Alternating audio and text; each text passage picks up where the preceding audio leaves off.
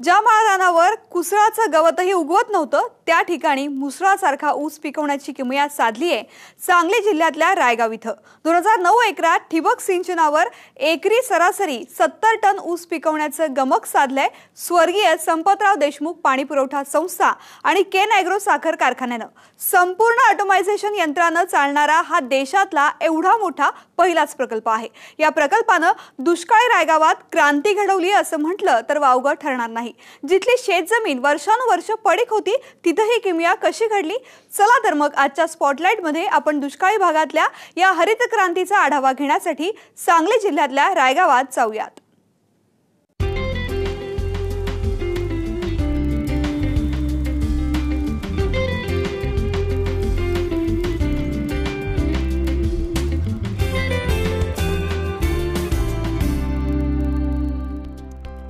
सांगली जिल्ह्यातील कडेगाव तालुका कायम दुष्काळी म्हणून ओळखला जातो।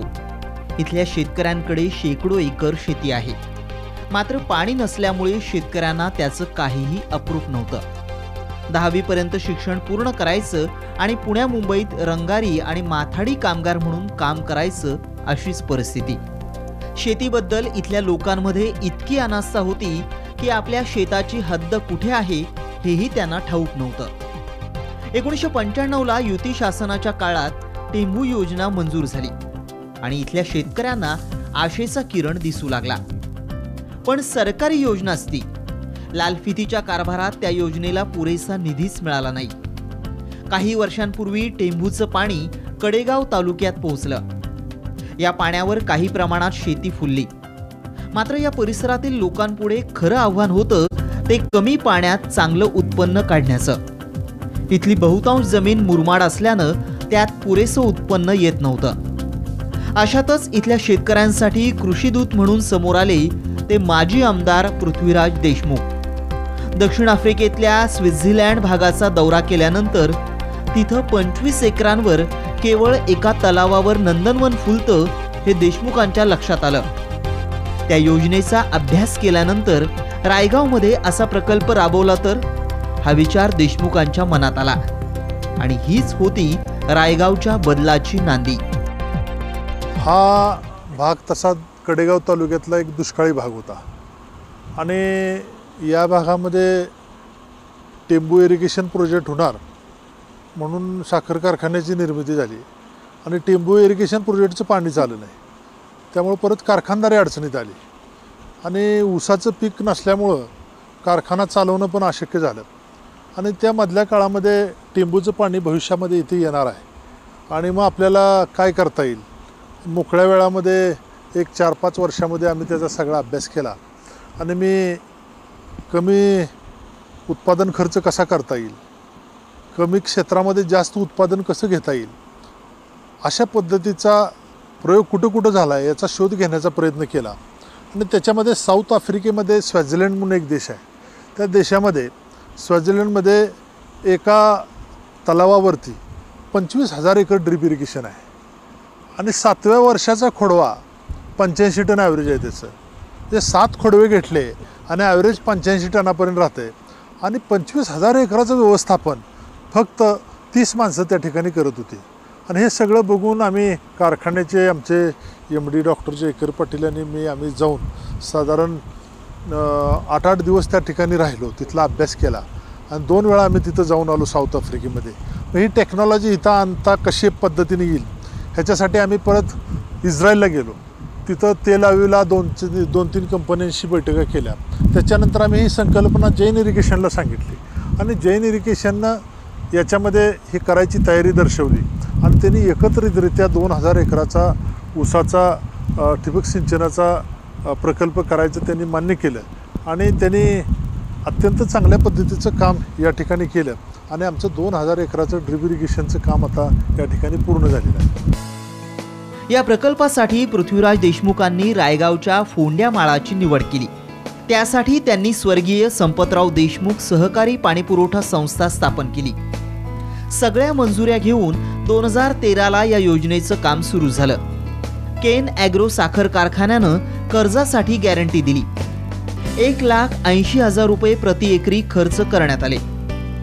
टेंभूच्या पहिल्या टप्प्यातील हिंगणगाव तलावातून पाणी उचलून ते रायगावच्या माळावर नेण्यात आलं. तिथं एका विहिरीतून ते वितरित करण्यात आलं. चढ उतार असणाऱ्या भागाला वेगवेगळ्या पॉवरच्या मोटारी बसवण्यात आल्या. सरफेस पद्धतीनं ठिबक जोडणी करण्यात आली. एका ठिकाणी साध्या पत्र्याची कंट्रोल रूम करून तिथूनच सगळी सिस्टम ऑपरेट करण्यात येते. एकदा प्रोग्राम दिला की त्यानुसार सगळीकडे पाणी पोहोचतं. केन ॲग्रो साखर कारखान्याचा शेतकी विभाग ही सर्व शेती करतो. जवळपास 25 ते 30 वर्ष ही शेती नांगरलेलीच नसल्यानं मशागतीला त्रास झाला. पण चांगल्या दर्जाचं बियाणं आणि थेट ठिबकमधून खतं यामुळे पहिल्या वर्षीच सरासरी 70 टन ऊसाचं उत्पादन झालं. मी उभा आहे सांगली जिल्ह्यातल्या रायगावच्या माळावर. माझ्या उजव्या बाजूला तुम्ही बघू शकता हा ठणठण माळ आहे. इथं कुसळसुद्धा व्यवस्थित उगवत नाहीत. इथल्या प्रत्येक ठिकाणी दगड दिसतोय, मुरुम दिसतोय. या ठिकाणी कधी पीक येईल असं स्वप्नात सुद्धा इथल्या लोकांनी बघितलं नव्हतं. मात्र एक स्कीम काय करू शकते याचं अतिशय चांगलं उदाहरण आपण इथंच बघू शकता. माझ्या डाव्या बाजूला हा खूप चांगला ऊस आलेला आहे. या ठिकाणी एकरी 50 ते 60 टन ऊस पडतोय आणि हा बदल केवळ एका स्कीममुळे झाला आहे. इथं ठिबक आलं, इथं पाणी आलं आणि हा बदल झाला आहे. इथली सगळी जनता या अगोदर या शेतीकडे बघायची सुद्धा नाही. आपले बांध कुठं आहेत, आपली हद्द कुठं आहे हे सुद्धा बघत नव्हती. मुलगा जन्मला की तो 10वीपर्यंत शिकला की तो मुलगा मुंबईला जायचा आणि तिथं रोजगार करायचा. मात्र या स्कीममुळं इथल्या पिढ्यानपिढ्यांचं भलं झालं. खरं तर रायगावात हा प्रकल्प राबवणं तितकंसं सोपं नव्हतं. हलक्या प्रतीची जमीन, शेतकऱ्यांच्या मनात असलेला संभ्रम यावर मात करण्यात देशमुख आणि त्यांच्या सहकाऱ्यांना यश आलं. त्याचीच परिणिती म्हणून इथं आता ऊसाचं नंदनवन फुललंय. या भागात हा प्रकल्प करताना रायगाव या गावामध्ये राबवलेला आहे आणि शाळगावचा काही थोडासा भाग आहे. पण रायगावचा जो भाग आहे तो अत्यंत मुरमाड जमीन आहे, खडकाळ आणि मुरमाड जमीन आहे. आणि शाळगाव या गावातली जमीन आहे थोडी काळी जमीन आहे. शाळगावमध्ये आम्हाला फार प्रॉब्लेम आला नाही, परंतु रायगावला फार मोठा प्रॉब्लेम आला. ही खडकाळ जमीन असल्यामुळे इथला शेतकरी शेती करत नव्हता आणि जवळजवळ 80% इथली लोक उदरनिर्वाहासाठी मुंबईला कामाला आहेत. आणि त्या सगळ्यांना आम्ही समजावून सांगितलं की जमीन मोकळी ठेवून चालणार नाही. त्यावेळेला त्या सगळ्या लोकांनी सांगितलं की बाबा इथं शेती होणारच नाही, कारण इथं दगड आहे, मुरुम आहे आणि याच्यामध्ये ऊस कसा येणार, इथं पाणी येणं शक्य नाही, कुठनं पाणी येणार, वेगवेगळे प्रश्न लोकांनी विचारले. पण त्यांना आम्ही कन्व्हिन्स करण्याचा प्रयत्न केला की बाबा कारखाना या सगळ्या स्कीमची हमी घेईल आणि तुम्ही ही स्कीम करायची मानसिकता तयार करा. आणि त्यांना एक 100 एकर 50 एकराचे जे छोटे छोटे ड्रिपचे प्लॉट आहेत ते मी नेऊन बाहेर दाखवून आणले आणि त्यांचं मत परिवर्तन करण्याचा प्रयत्न केला. आणि ज्यावेळेला राजकारणाचा विषय गावामध्ये येतो त्यावेळेला ती स्कीम बारगळण्याची शक्यता असते. त्यावेळेला मी सांगितलं त्या गावामध्ये की बाबा ही स्कीम 2000 एकराची आपण पूर्ण करू आणि मी गावात या मत मागायला येणार नाही. आणि माझ्या बाजूची लोक आहेत किंवा माझ्या विरोधात असतील, सगळ्यांनी मिळून माझ्या विरोधात मतदान करा, पण ही स्कीम करा. ही स्कीम करण्यात गावाचं भलं आहे, राजकारणात तुमचं भलं नाही आहे. आणि राजकारण हा विषय सोडून द्या, मला राजकारण या ठिकाणी करायचं नाही, ही योजना पूर्ण करायची आहे. आणि 2000 एकराची ही योजना जर आपण पूर्ण करू शकलो तर या देशामध्ये एक ड्रीप इरिगेशनचा ऑटोमायशन असलेला सबसर्फेसचा ड्रीप इरिगेशनचा प्रकल्प एक पथदर्शी प्रकल्प होईल. अशी माणसांना सांगून समजूत काढून आम्ही त्यांना हे करण्यास भाग पाडलं आणि लोकांनी तयारी दर्शवली. कारखान्यानं शेतकऱ्यांची हमी घेतली, त्यांचे पैसे देऊ असा विश्वास दाखवला. लोकांनी सहभाग घेतल्यामुळेच हा प्रकल्प यशस्वी होऊ शकला असं देशमुख सांगतात. आणि आम्ही कारखान्यानं हमी घेतली आणि शेतकऱ्यांना सांगितलं की जर याचे कुठं पैसे थकले तर कारखाना पैसे भरेल, तुम्ही काळजी करण्याची गरज नाही, तुमच्या जमिनीला कुठं धक्का लागणार नाही. आणि लोकांनी माझ्यावरती विश्वास ठेवला. आम्ही कामाला सुरुवात केली, लोकांनी सहभाग चांगल्या पद्धतीने दिला आणि 1,80,000 रुपये इकरी आम्हाला या ठिकाणी 5 किलोमीटर पाणी आम्ही आणलं, पाईपलाईन 3 फुटाची पाईपलाईन आणली आणि वरती परत 2000 एकराचं डिस्ट्रीब्युशन केलं. आणि आता 2000 एकराचं डिस्ट्रीब्युशन 5 किलोमीटरवर केलं आणि तिथून सगळ्या ठिकाणी समप्रमाणात पाणी देण्याचा प्रयत्न केला. आणि पूर्ण सिस्टीम हे ऑटोमेशन आहे, अँटेने आहेत, तिथून एका ठिकाणावरूनच याचं सगळं नियोजन केलं जातं. कॉम्प्युटरवरती सगळी व्यवस्था आहे, डिस्प्लेवरती सगळं दिसतं. पाणी कुठल्या प्लॉटला किती गेलं, किती लिटर गेलं, किती गुंठ्याला किती लिटर पाणी गेलं, याचा सगळा डिस्प्लेवरती आकडेवारी आम्हाला मिळते.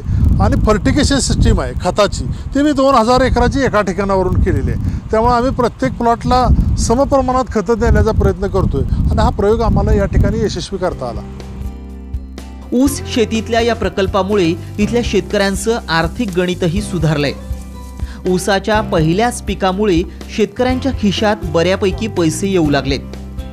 शिवाय बँकेच्या कर्जाचं ओझंही आता हलकं होऊ लागलंय. या ठिकाणी साधारण आम्ही अपेक्षित होतो की 100 टन उत्पादन आम्हाला या ठिकाणी निघालं पाहिजे, परंतु काही ठिकाणी 93 टनापर्यंत उतारा गेला, काही ठिकाणी 80पर्यंत गेला. एकदम खराब जमीन आहे तिथं 60 टनापर्यंत 60-62 टनापर्यंत गेला. परंतु हे पहिलं वर्ष होतं. परंतु ॲव्हरेजला आम्ही पुढच्या वर्षी 85-90 टनापर्यंत जाऊ. पण तरीसुद्धा यंदा आम्ही प्रत्येक शेतकऱ्याला, ज्यांचा ऊस यंदा पहिलं पीक जे आलं ते साधारण 700 ते 800 एकरातलं आलं. पुढच्या वर्षी जास्त येईल. राहिलेली कामं पूर्ण झालीत, पुढच्या लागणी सगळ्या झालेल्या आहेत. साधारण आमचं गणित असं आहे की आम्हाला 30,000 रुपये आम्हाला ऑटोमायशन आणि ड्रिपची सबसिडी, एकंदरीत सबसिडी आम्हाला 30,000 रुपयेपर्यंत मिळेल. 1,80,000पैकी 1.5 लाख रुपये आम्हाला 7 वर्षामध्ये फेडायचे आहेत. तर पहिल्या वर्षी आम्ही साधारण 2 लाखापर्यंत उत्पन्न अपेक्षित आहे आमचं. 80 टनापर्यंत उतारा होईल, परंतु साधारण 70 टनापर्यंत आमचा उतारा आला आहे. त्यामुळं आम्ही यावर्षी शेतकऱ्याला 50-60 हजार रुपये देऊन बँकेला 1 लाख रुपये आम्ही यंदा देतो आहे. त्यामुळं आमची 80% स्कीम यंदाच पहिल्या वर्षीच मोकळी होती. पुढच्या वर्षी काय आमच्यावर लोड फार असणार नाही. या योजनेच्या सुरुवातीला राजकारण आणि लोकांमधील गैरसमजामुळे लोक आपली शेती द्यायला तयार नव्हते. शेतात न जाता शेती कशी करायची असा प्रश्न शेतकरी विचारत होते. त्यांना काही प्रकल्प दाखवण्यात आले. सर्व तांत्रिक बाबी समजावून दिल्यानंतर लोक यामध्ये हिरिरीनं सहभागी झाले. या पाणीपुरवठा संस्था तयार करण्याची योजना माननीय पृथ्वीराज देशमुख बाबा यांनी आमच्यासमोर सुरुवातीला मांडली. या योजनेचा आराखडा सुरुवातीला आमच्या शेतकऱ्यांच्या समोर मांडला. त्यावेळेला शेतकऱ्यांना थोडं आश्चर्य वाटलं, कारण शेतामध्ये न जाता अशा प्रकारची ऊस पीक शेती होऊ शकते यावर आमच्या इथल्या शेतकऱ्यांचा विश्वास बसला नाही. परंतु बाबांच्यावर आमचा पूर्ण विश्वास होता. त्यांनी संपतराव देशमुख सहकारी पाणीपुरवठा संस्थेची स्थापना केली. 1554 शेतकरी याचे सभासद झाले. या सभासदांनी स्वतःच्या नावावर एक इंडिव्हिज्युअल कर्ज काढून ह्या संस्थेला दिलं आणि या संस्थेच्या माध्यमातून आणि केन ॲग्रो कारखान्याच्या माध्यमातून या स्कीमला सुरुवात झाली. सबसर्फेस ठिबक असणारी 2000 एकराची आणि जवळपास 4 गावं एकत्र येऊन निर्माण झालेली ही भारतातली पहिली ऊस पीक शेती आहे. या ऊस पीक शेतीमध्ये सर्व प्रकारचं ऑटोमेशन वापरलेलं आहे. अत्याधुनिक पद्धतीची यांत्रिक शेती यामध्ये केली जाते. शेतकऱ्याला अतिशय कमी खर्चामध्ये, कमी कष्टामध्ये, कमी पाण्यामध्ये आणि कमी विजेमध्ये ही शेती आपल्याला झालेली दिसून येते. मुबलक पाण्याची उपलब्धता झाल्यानंतर ऊस पिकाचीच निवड का केली यामागचं गमकही घाडगे सांगतात. शेतीमध्ये ऊस पीक हा महत्त्वाचा पॅटर्न ठेवलेला आहे. कारण असं की इथं आम्हाला साखर कारखाना जवळ असल्यामुळं, बाजारपेठ जवळ असल्यामुळं आम्ही हे ऊस पीक घेण्याचा निर्णय घेतला आणि आम्हाला याच्यामध्ये चांगलं यश मिळालं. पहिलं पीक गेलेलं आहे. या ऊसामध्ये सरासरी आम्हाला 60 ते 70 टन असा एवढा उतारा पडलेला आहे. जो यावर्षी 2500 दर आम्हाला मिळालेला आहे. प्रत्येक शेतकऱ्यांच्या खिशामध्ये चांगल्या प्रकारचे पैसे आम्हाला मिळालेले. या परिसरातील लोकांनी कधी स्वप्नातही या माळावर हिरवळ पाहिली नव्हती. या ठिकाणी फक्त कुसळच असायची.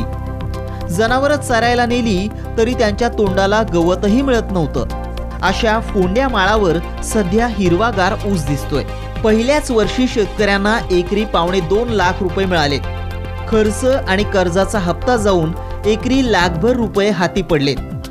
हे सगळं शेतकऱ्यांसाठी स्वप्नवत आहे.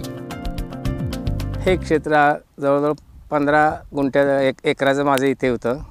त्या क्षेत्रामध्ये आत्ता जवळजवळ सगळा ऊस लागला आहे. 15 एकरामध्ये माझं जवळजवळ 900 टनाच्या आसपास ऊस गेलेला आहे.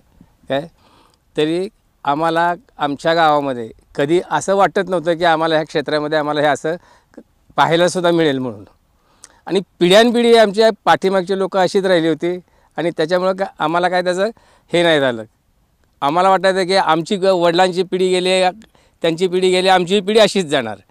पण बाबांच्या कृपेनं काय की हे आम्हाला दिवस इकडे दिसले. बाबा इथे आल्यामुळे हे घडलं गेलं. कारखानाही झाला, गावाची सुधारणा झाली, सगळं झालं, लोकांना दोन पैसे रोजगार मिळाला इथे. त्याच्या हे असं सगळं उत्तम प्रकारे म्हणजे भविष्यात आमच्या आयुष्यात म्हणजे कुठल्याही गोष्टीला कधीही काहीही न होणारी गोष्ट बाबांनी घडवून दिलेली आहे.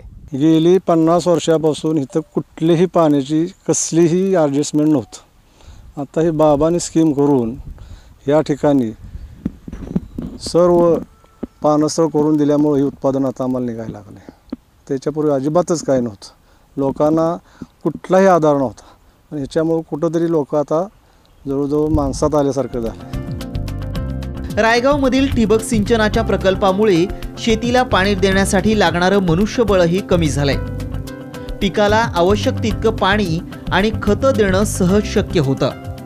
त्यामुळे ऊस शेती फायद्यात आली आहे. अतिशय भारतातली पहिली अत्याधुनिक स्कीम आहे.